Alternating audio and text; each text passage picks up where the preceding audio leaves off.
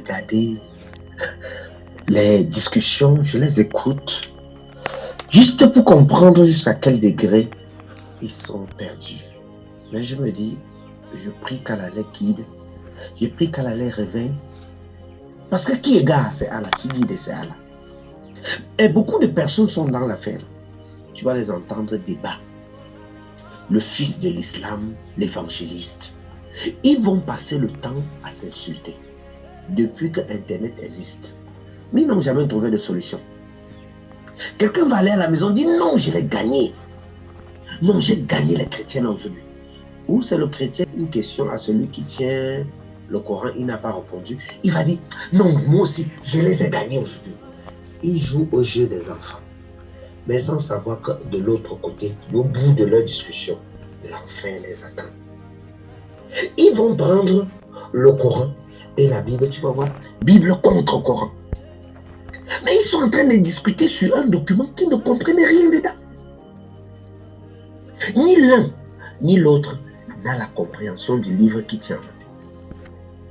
Alors voilà pourquoi, partout laisse toujours des messages pour des personnes qui peuvent comprendre. Raison pour laquelle si je pars vers ces messages, c'est pour t'amener à comprendre, à être capable de commencer à distinguer qui est kafir, qui est musulman. Parce que si tu ne distingues pas qui est kafir, parmi ceux qui tiennent le Coran, et qui est kafir, parmi ceux qui tiennent la Bible, c'est que toi-même tu es un bon kafir, mais tu n'es pas au courant. Or, il est possible pour un soumis à Allah, selon les règles, de distinguer avec exactitude qui est parmi ceux qui tiennent le Coran, qui est kafir, même s'il est imam, il est kafir, tu vas savoir. Qui est parmi ceux qui tiennent la Bible, même s'il est pape, il est kafir, tu dois savoir. Mais Allah t'a laissé un verset, Sourate 213. Qu'est-ce qu'il a écrit? Allah dit dans ce verset, et les juifs disent, les chrétiens ne tiennent sur rien. Et les chrétiens disent, les juifs ne tiennent sur rien, alors qu'ils lisent le livre. Alors Allah adressait ce verset à Muhammad à son époque. On ne parlait pas encore des soumis, de ceux qui tiennent le Coran. Les soumis existaient déjà, mais on ne les appelait pas musulmans. On les appelait les élus de Dieu, les oints de Dieu. Parce que c'est à l'époque de Mohammed quand arrive, on commence à les appeler musulmans. Mais ils avaient d'autres noms avant. Les oints de Dieu, les élus de Dieu, les enfants de Dieu. Alors, ce verset te rappelle quelque chose. Il dit, et les juifs disent, les chrétiens ne tiennent sur rien. Et les chrétiens disent, les juifs ne tiennent sur rien. Alors, sur les bases, on remplace les juifs par les musulmans. On dit, et les musulmans disent, les chrétiens ne tiennent sur rien. Et les chrétiens disent, les musulmans ne tiennent sur rien, alors qu'ils lisent le livre. De même, ceux qui ne savent rien tiennent un langage semblable au leur. Eh bien, qu'Allah jugera sur ce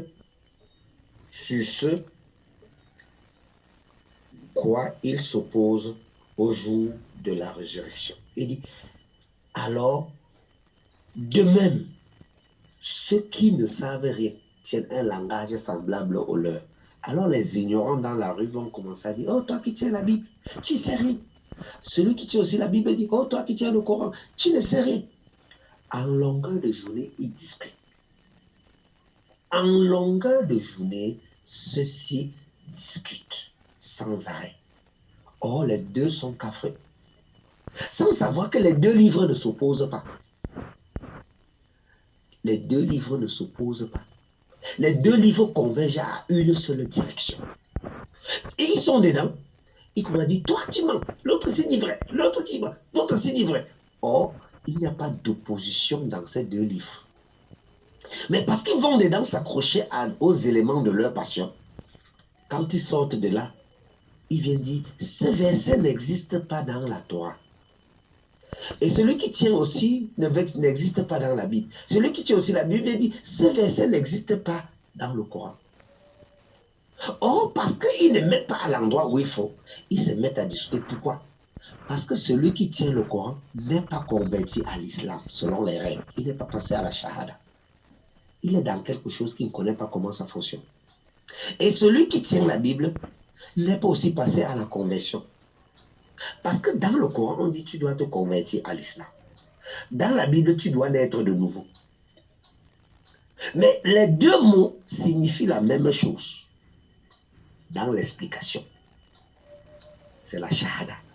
Mais si tu n'as pas compris comment ça fonctionne, tu vas aller te mettre sur la défensive, commencer à insulter un autre document. Pourtant, c'est toi qui es l'âne qui porte le livre. Tu n'as rien compris dans le document. Alors, raison pour laquelle nous sommes ici pour trouver le chemin qui existe dans le Coran.